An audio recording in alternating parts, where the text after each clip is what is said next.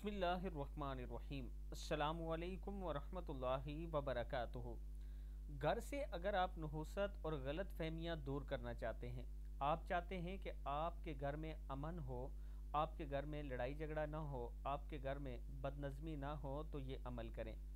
ہر نماز کے بعد ایک تسبیح پڑھیں، انشاءاللہ آپ کے گھر سے نحوست ختم ہو جائے گی۔ پڑھنا کیا ہے؟ بسم اللہ الرحمن الرحیم، لا الہ الا اللہ رب السماوات السبع ورب العرش العظیم، لا الہ الا اللہ اکرم الاکرمین، لا الہ الا اللہ ارحم الراحمین، لا الہ الا اللہ حبیب التوابین، لا الہ الا اللہ راحم المساکین، لا الہ الا اللہ ہادی المذلین، لا الہ الا اللہ دلیل الحائرین، دلیل الحائرین۔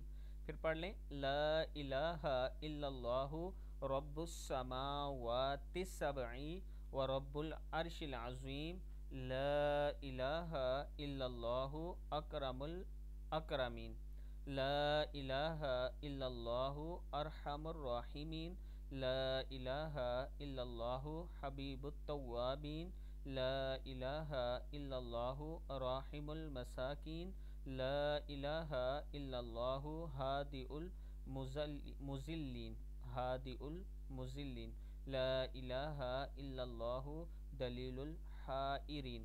صدق اللہ العظیم۔